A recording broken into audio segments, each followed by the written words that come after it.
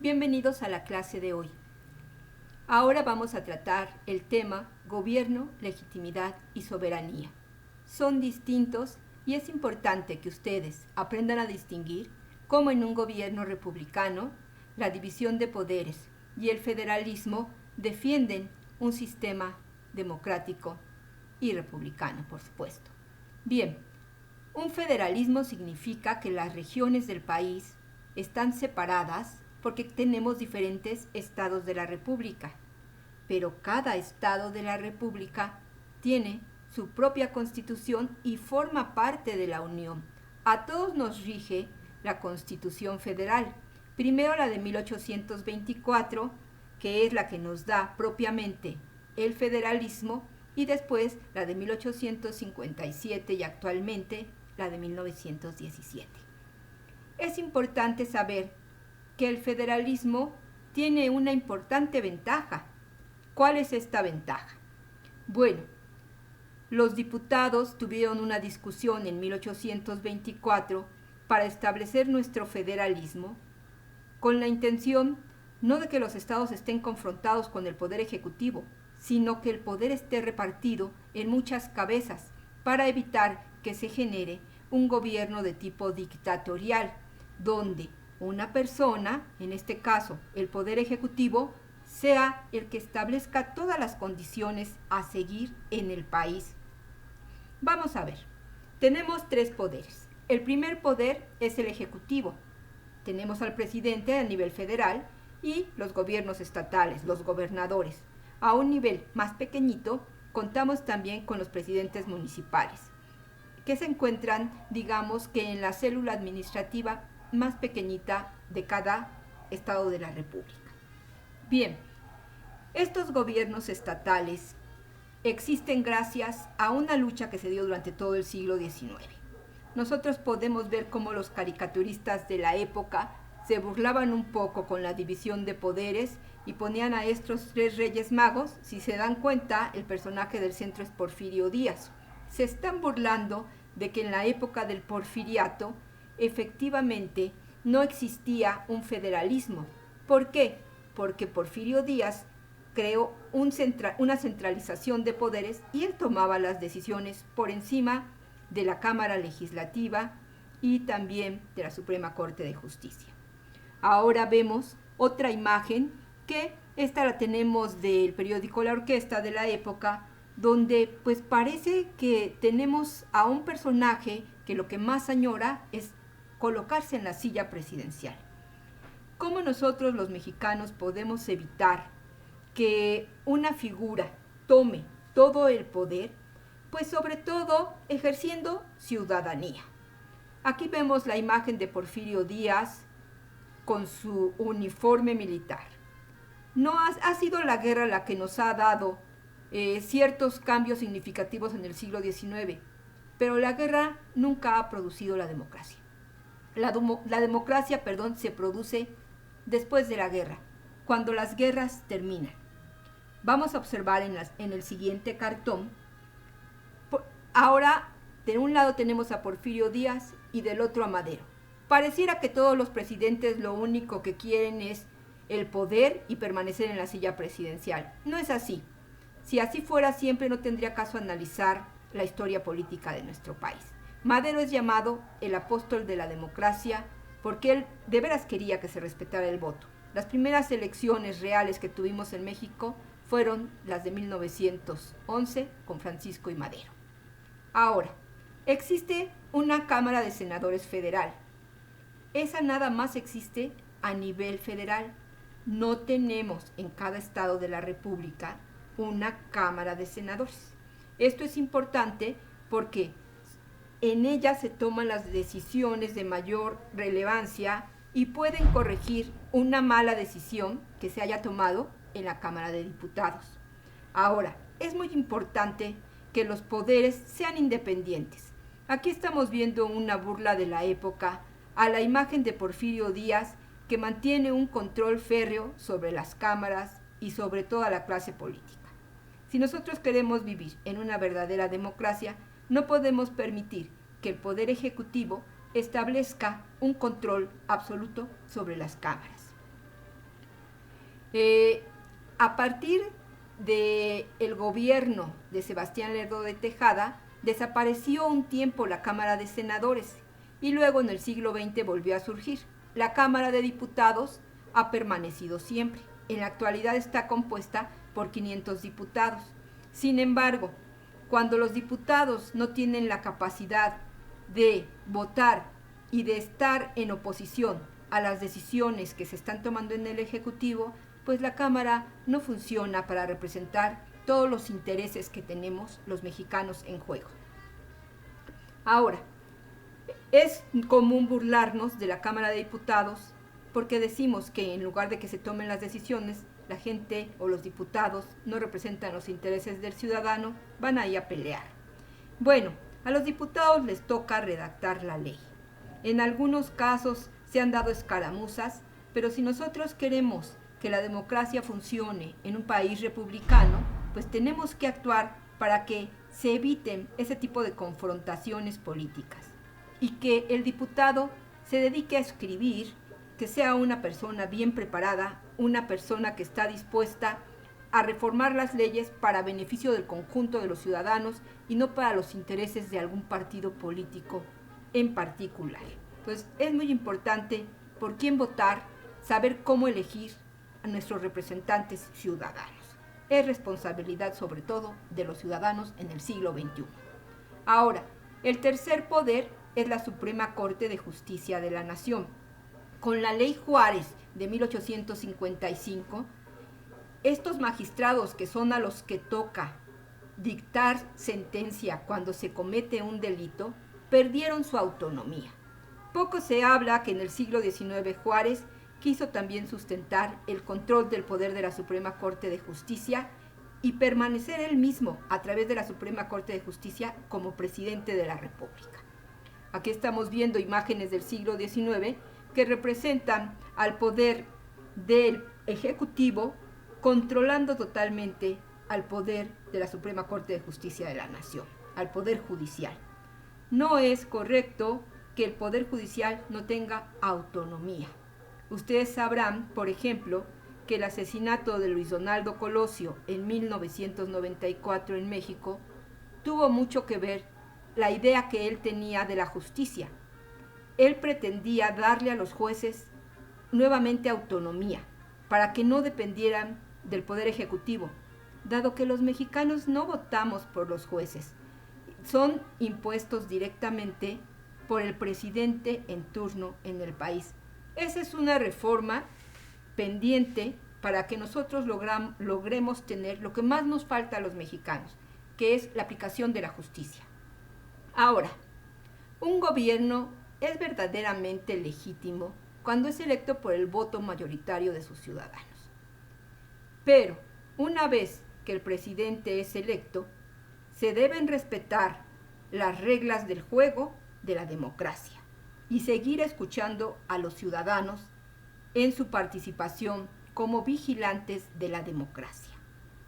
¿Qué pasaba durante el porfiriato, por ejemplo? Ya veíamos que el porfiriato dura 30 años. Pues aquí tenemos a la imagen de Porfirio Díaz, él mismo yendo a poner el voto. En el siglo XX, a quien le tocaba organizar las elecciones era al mismo Poder Ejecutivo a través de una camarilla que organizaba para que ellos mismos establecieran las urnas y el pueblo fuera a votar. La democracia era nula. Por eso es tan importante que luego Krillman va a entrevistar a Porfirio Díaz y lo va a obligar a que diga que la democracia ya es necesaria para los mexicanos. Bueno, aquí estamos viendo una imagen en la que se denigra la justicia y se denigra la democracia. ¿Por qué ocurre eso? Porque el respeto al voto no es real. Acuérdense que sufragar es votar. Si el voto no se respeta, entonces estamos hablando que la democracia está vacía. Ahora, si la administración pública y el desarrollo económico del país no es satisfactorio, el ciudadano puede expresar su oposición, incluso si ha votado por sus representantes y son los que están gobernando, tiene derecho en todo momento el pueblo a cambiar de opinión. Eso no significa que estamos en el siglo XIX y que nuevamente los ciudadanos, para poder resolver nuestras diferencias, debamos tomar las armas. Eso no corresponde a una sociedad con un grado mayor de civilización. En la actualidad, si nosotros no estamos de acuerdo con las condiciones en las que estamos viviendo, debemos actuar en función de la política, de los instrumentos que realmente nos da la democracia para participar. Hay muchas formas de participar, no solamente el día en el que nosotros vamos a sufragar o a votar por un determinado candidato. Si nosotros vemos que el país cada vez tiene más hambre, que el número de pobres crece, que la inseguridad también crece, que no hay un control que mejore la vida de los ciudadanos, pues tenemos medios para ejercer nuestro derecho de vigilancia. Por supuesto que nos tenemos que esperar a que se cumpla el periodo presidencial, pero durante ese periodo existen múltiples medios de expresión, las redes sociales, los periódicos, la televisión, la radio, las organizaciones gubernamentales y no gubernamentales, los partidos políticos, etc.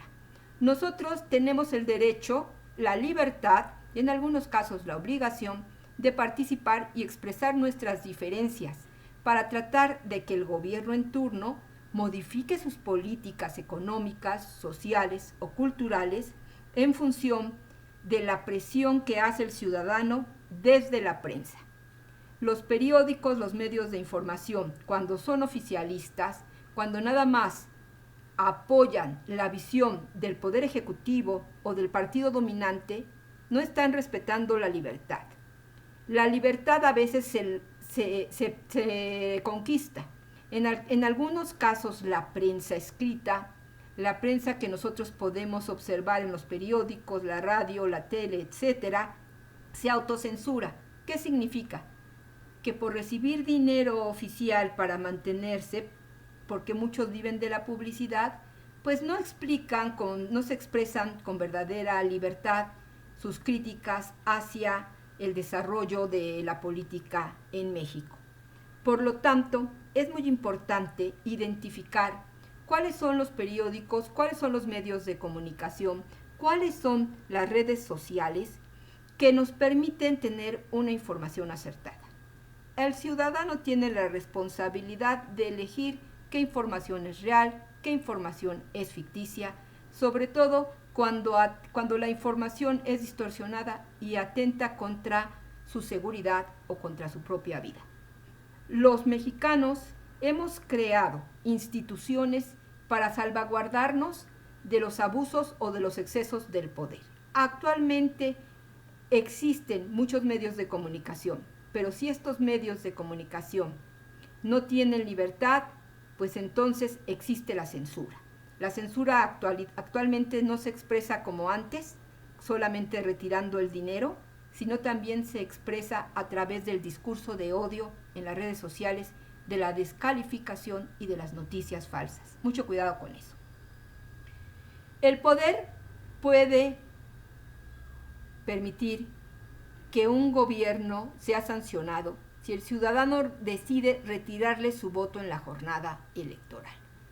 Bueno, yo voté, estoy de acuerdo con el gobierno, muy bien, mis manifestaciones pueden ser positivas. Yo voté, estoy en desacuerdo con el gobierno, entonces en ese momento yo puedo planificar que en las siguientes elecciones votaré por otro partido. Aquí lo importante no es ver si hay una izquierda o una derecha política, sino qué programa es el que beneficia realmente a la sociedad. Ya existen instituciones que nos permiten avalar los resultados de unas elecciones. Ahí está el INE. Tenemos también el derecho a la información, la transparencia, ahí está el INAI. La legitimidad proviene del respeto a la ley. En la medida en la que gobierno y ciudadanos respeten la ley, en esa misma medida es que la democracia existe. La democracia no existe al margen de la ley. No se trata de que un día sí y otro también, un grupo pequeño de ciudadanos decidan por fuera de la Constitución lo que es bueno o lo que es malo para el país. Por eso están las constituciones políticas y no deben de ser modificadas por intereses particulares, sino para el beneficio de la mayoría de la colectividad nacional. Aquí tenemos una imagen de la Constitución Política de 1857. Ya sabemos que inicia con ella el Estado laico. Desgraciadamente también con esa Constitución se pierde la autonomía de la Suprema Corte de Justicia de la Nación. Sin embargo, la letra de la Constitución no es letra muerta. De hecho, la Constitución actual que nos rige, la de 1917, es la Constitución que reforma la de 1857. Entonces, debe existir una continuidad en la ley porque es la historia constitucional la que rige las normas y la vida de los mexicanos en función de sus propios intereses. El voto se respeta porque es el arma fundamental del ciudadano. Si tú crees que tu voto no es respetado, puedes acudir a las instituciones que están hechas para que lo denuncies. Pero si tú mismo vendes tu voto y no lo respetas, entonces en México tenemos un problema cultural. ¿Qué significa? Que somos los mismos ciudadanos los que muchas veces vulneramos la democracia cuando elegimos un voto en función de un beneficio material. Aquí estamos viendo, por ejemplo, la imagen de Zapata y de Madero y muchas calaquitas. ¿Por qué? Porque Madero muere en la llamada decena trágica. ¿Por qué lo asesinan? Lo asesinan por intereses contrarios a la democracia. Porque Victoriano Huerta ve una ventaja en mantener una alianza con Estados Unidos para el beneficio económico del país. Aquí tenemos, por ejemplo, que cuando muere Madero, se levanta en armas Zapata, se levanta en armas también Villa. Todavía estamos en una época en la que en la Revolución Mexicana los derechos se defienden con violencia. En el siglo XXI, si nosotros queremos seguir defendiendo los derechos con violencia, lo único que lograríamos sería un retroceso histórico, porque para eso ya otros lucharon en los siglos pasados. Bueno, nuestra Constitución política no solamente impone reglas para que nosotros nos comportemos de una determinada forma política, sino también unas reglas de convivencia económica, social y cultural. Ya hemos revisado en la Constitución los derechos humanos, que son la primera parte y fundamental de cada constitución política de una república democrática. Por lo tanto, debemos siempre estar pendientes de cómo se reforma nuestra Constitución y participar. ¿Por qué? Porque de ella depende realmente el bienestar de los mexicanos. Si una Constitución está mal redactada, si una Constitución se viola, entonces estamos violando el Estado de Derecho.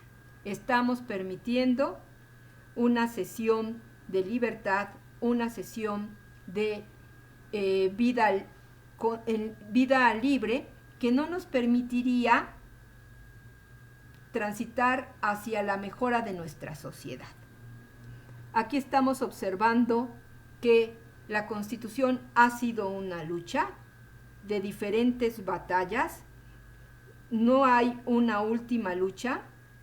Si nosotros nos sentimos herederos de la Revolución Mexicana, como lo quiso ser el PRI durante todo el siglo XX, y decir que buena parte de las satisfacciones sociales ya estaban dadas, pues entonces estamos negando realmente la reforma institucional.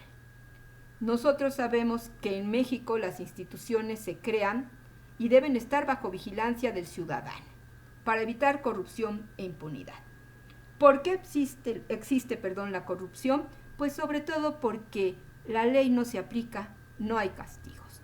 Si nosotros tuviéramos una ley expedita, que quizá esto se pudiera conseguir con la autonomía de la Suprema Corte de Justicia de la Nación, podríamos entonces empezar a aplicar castigos. Aquí estamos viendo cómo un conjunto de ciudadanos se enfrentan al Poder Ejecutivo, que en este caso lo están representando como un grillo, y corresponde creo que al periodo de Antonio López de Santana, donde no existía una verdadera libertad. Ahora, si nosotros vemos que ya tenemos el derecho de oponernos a las decisiones del gobierno, bueno, o de aceptar las decisiones del gobierno, siempre debe de ser en respeto de nuestra soberanía. Y la soberanía es el respeto a los derechos del ciudadano, a regir la vida del país con libertad y también sin intromisión de intereses extranjeros o ilegítimos. A Victoriano Huerta se le acusa de haber aceptado dinero del embajador estadounidense para deshacerse de Madero y establecer jugosos negocios con el petróleo. Es importante que México tenga una autonomía, una soberanía respecto de otros países. Se supone que la lucha de la independencia, que inicia en 1810, es para que España no se metiera en nuestra vida privada, para que nosotros podamos decidir.